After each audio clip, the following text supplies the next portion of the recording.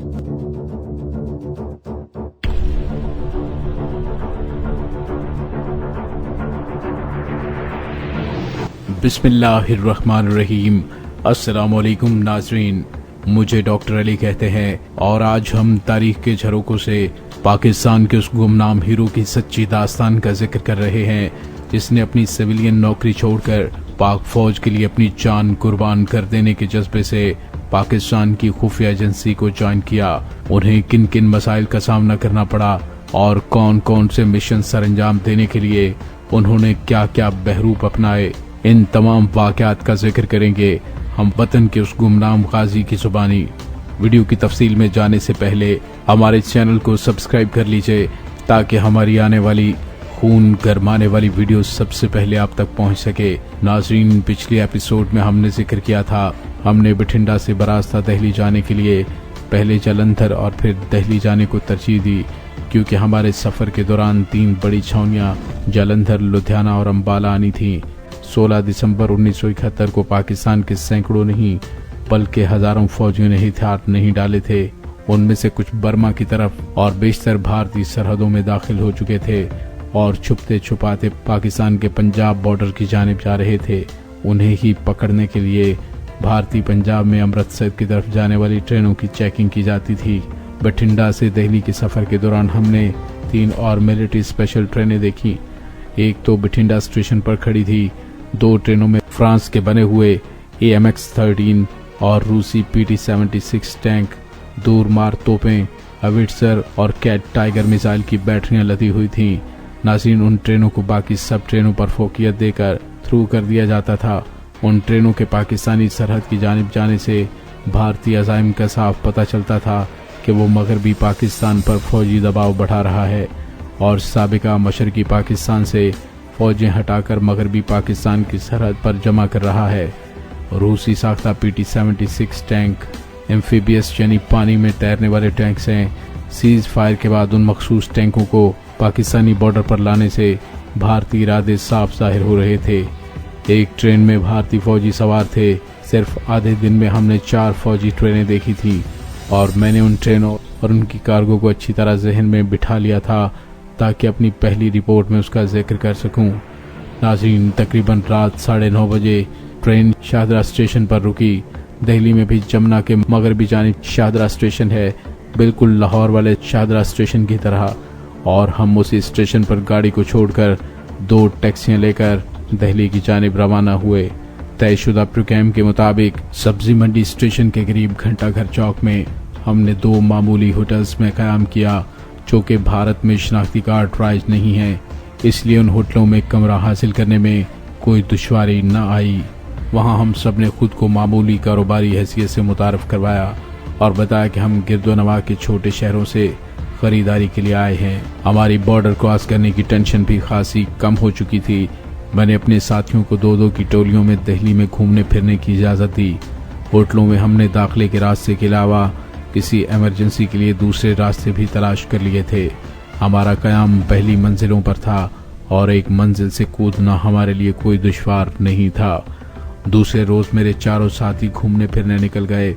मैंने उन्हें हदायत की कि वो कम अज़ कम 4 अदद रेडीमेड पतलूने, कमीज़ें और जूते ज़रूर लें और ज़रूरत का सामान भी, जो उन्होंने शाम तक खरीद लिया। नाज़रीन, दुश्वारी मुझे पेश आई कि मेरे लंबे कद की वजह से मुझे रेडीमेड कपड़े न मिल सके।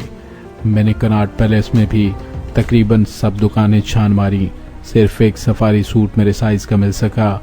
चुनांचे मैंने 4 अदद 3 पीस सूट, एक डिनर सूट और कमीज़ों का कपड़ा खरीद कर उसी दुकान से अर्जेंट सिलवाने का ऑर्डर दिया।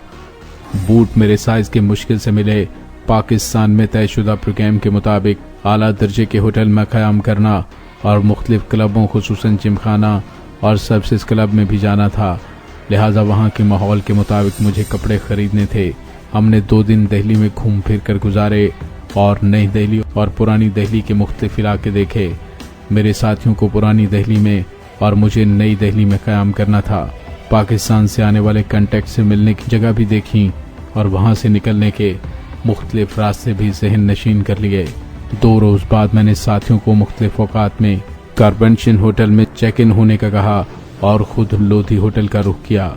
ये 4 स्टार होटल पाकिस्तान से ही हमारे क़याम के लिए मुंतखब किया गया था। नई दिल्ली में इस होटल के करीब ही 5 स्टार अशोका और अकबर होटल थे और भारतीय बर्री बहरी और हवाई अफवाज के हेडक्वार्टर भी उसी इलाके में थे। हम सब मुख्तलिफ औकात में पाकिस्तानी सफारत खानों के सामने से गुजरे। पाकिस्तानी सफारत खाना इस्लामी तर्ज तामीर का बहुत अच्छा नमूना था, ताहम उन दिनों उजड़ा हुआ था।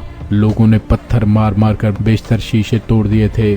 सफारत खाना भी बंद था और पुलिस का एक ही सिपाही रस्मी सा पहरा दे रहा था।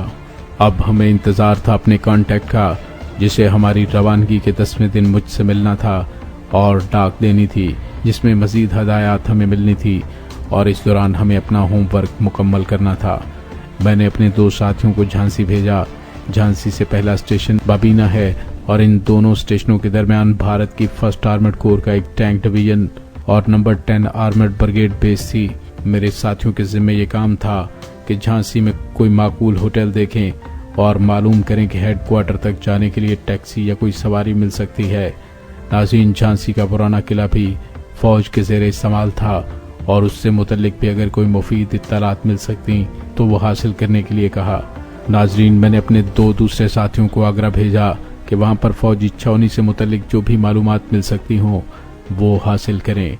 खुद अपने लिए मैंने आर्मी, नेवल और एयर हेडक्वार्टर्स में दाखिल होने का रास्ता ढूंढना था। नाज़रीन, ये हमारा एक तरह से होमवर्क था जिसे हमने कांटेक्ट के आने से पहले मुकम्मल करना था। इसके अलावा अपने हमदर्द दोस्तों के ठिकाने भी देखने थे ताकि बवक्त ज़रूरत उन ठिकानों को तलाश न करना पड़े। गर्ज के दिल्ली में 2 दिन के क़याम के बाद हमने अपने काम का आगाज़ कर दिया। अपने साथियों को मैंने 4 दिन के अंदर वापस आने का कहा था। चौथे रोज़ मुकर्ररा वक्त पर हमें कनाट सर्कस की एक रेस्टोरेंट में तयशुदा वक्त पर मिलना था। मैंने अपनी अक्सर शामें अशोका होटल में गुजारनी शुरू कर दी। वहाँ शाम गहरी होते ही मुल्की और गैर मुल्की लोग आना शुरू कर देते हैं। गर्मी की वजह से उन मुकम्मल एयर कंडीशन होटलों में गहमा गहमी बढ़ जाती थी और मैंने उन्हीं लोगों में से अपने मतलब के लोग तलाश करने थे। मेरा काम ऊंची सोसाइटी के उन होटल्स में किसी से जानबूझकर टकरा जाना और आई एम सॉरी कहकर तारुफ करवाना और फिर उनकी दावत पर उन्हीं लोगों में से अपने मतलब के लोग तलाश करना था। नाज़रीन, जहां इस तौर से राहो रस्म पैदा करना एक मामूली सी बात थी, ख़ास तौर पर जब वो मखमूर हों। नाज़रीन, 1 आध घंटे में ही बिल्कुल अजनबी लोग खासे फ्रैंक हो जाते हैं। मैंने वहाँ खुद को खुली चाय का एक व्यापारी जाहिर किया जो कलकत्ता से चाय बम्बई मंगवाता था और अपनी कंपनी में ब्लेंड करके चाय के व्यापारियों को बेचता था। मैंने चाय की ब्लेंडिंग चिटागांग में मुलाजमत के दौरान सीखी थी और ब्लेंडिंग का मतलब है मुख्तलिफ इकसाम की चाय की दर्जाबंदी करके मुख्तलिफ औज़ान में उन्हें मिलाकर चाय का एक मखसूस मायार तैयार करना। लिप्टन, ब्रुकवांड और असफहानी इसी तरह अपने ब्लेंड तैयार करते हैं। दार्जिलिंग की ऑरेंज पीको चाय का शुमार दुनिया की बेहतरीन चाय में होता है और यहाँ पर मेरा काम ये था कि एक ब्रांड अपनी चाय का बनाऊं और उसे तकरीबन निस्फ कीमत पर छावनियों में फ़रोख्त करूं। छावनियों में फौजी जवानों और एनसीओ के लंगर की चाय, खुली चाय ही इस्तेमाल की जाती है। डिवीजन हेडक्वार्टर में एडीओस यानी असिस्टेंट डायरेक्टर ऑफ सप्लाईज तक रसाई की सूरत में मैं पूरे डिवीजन के लंगरों के लिए चाय की फ़रोख्त का आर्डर ले सकता था। इसी तरह ब्रिगेड हेडक्वार्टर में भी लोकल सप्लाई के तहत मुझे ऑर्डर मिल सकते थे और इसी तरह मेरी रसाई अफसरान आला तक हो सकती थी।